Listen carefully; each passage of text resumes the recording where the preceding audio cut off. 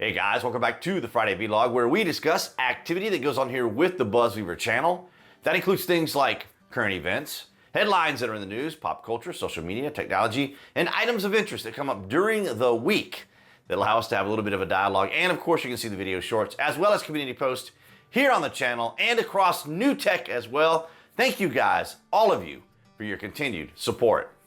We start things off from 𝐀𝐟𝐟𝐢𝐥𝐢𝐚 in Colorado. House fails to pass GOP resolution to fine Attorney General Merrick Garland. Now, this is of no particular surprise to any of us here on the BuzWeaver channel.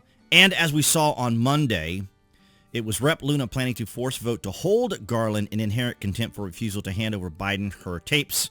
Republican Congresswoman said Sunday she expects the measure to pass, and unfortunately it did not, which is unsurprising. But of course, we hear from the Democrats constantly that no one is above the law.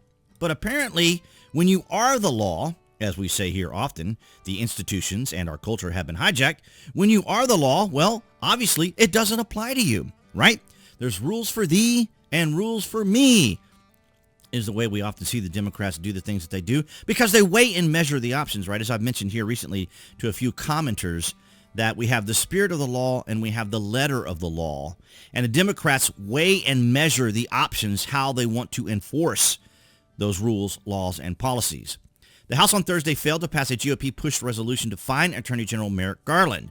The vote was 210 to 204, with 4 Republicans voting against it. Republican Rep. Paulina Luna said that she plans to reintroduce the resolution against Garland shortly after it failed on the House floor. Of course, they can try it again, and they can try to negotiate with Democrats and others. We are very confident it will pass, Luna of Florida said. Just because it went down the first time doesn't mean it can't actually pass the second time. The fact that it didn't pass is an example of the political jostling that is going on, the maneuvering that is happening right now, the coordinated effort right now. The desperation of the establishment is absolutely extraordinary. The move is an extension of the fight over the audio tapes of President Joe Biden's interview with former special counsel Robert Hur, who did not charge the president, but called him a sympathetic, well-meaning elderly man with a poor memory. The White House asserted executive privilege over the tapes, but Republicans still held Garland in contempt of Congress and has since filed a lawsuit in court. CNN has also sued for the tape. Isn't that amazing? So you had the issue with the classified documents with Donald Trump, but they said that he was called him a sympathetic, well-meaning elderly man with a poor memory. And remember, he came out in the media, and the media just circled the wagons around him. You know, basically, in contrary to the fact that they were trying to find a way out for Joe Biden, and he was trying to reintroduce himself as being capable and competent with a memory. And so, in other words, he would be held accountable for his actions, which is absolutely extraordinary. The way the fence is played is absolutely extraordinary.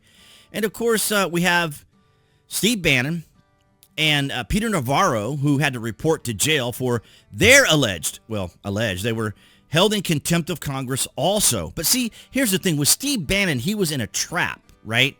And the Democrats knew this because he was given executive privilege. And under that executive privilege, he couldn't speak to the Congress under that very provision, right? So in other words, he was given the executive order. The Democrats said he didn't have the executive order, but he did have the executive order. So if he spoke, he would be in violation of the executive order.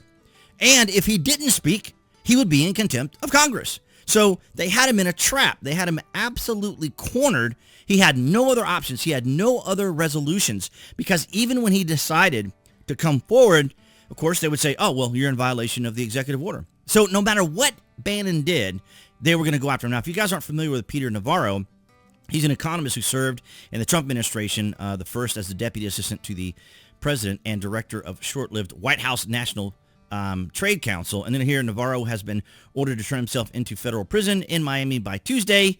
A 3-judge panel on the D.C. Circuit Court of Appeals already rejected his bid to delay the sentencing, writing he was unlikely to secure a new trial or reverse his conviction. So when it comes to them, it's totally fine. Of course, as we talked about here on Wednesday on the channel, AOC files articles of impeachment against Justices Alito and Thomas. And as you see here, she alleges Justices Thomas and Alito pattern of refusal to recuse from consequential matters before the court in which they hold widely documented financial and personal entanglements constitutes a grave threat to the American rule of law. Yeah, the American rule of law that is constantly being abused, manipulated, and leveraged against their political rivals. And so we have a attorney general who is above the law, who is not being held accountable for his actions. And it's, I was trying to recall who it was specifically that had mentioned this, but they were saying, hey, if you wanted to free up the conspiracies that people keep talking about when it comes to the particular trials that are against Donald Trump, the lawfare, right, with Letitia James and